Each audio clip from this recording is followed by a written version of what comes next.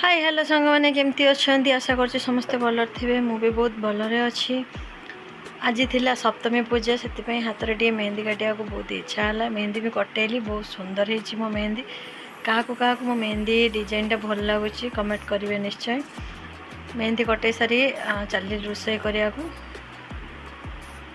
मेहंदी कटाइया पूर्व मु बतुरी दे जाइली दही लगे सुजी। आज दही सुजी रे रोटी जेहेतु बेलिया लेट है मुझे सुजी आ दही गोल रखीदे जाइली। सुजी आ दही रे केते सुंदर इडली पिठाटा हुए मुझे आपको देखेबी।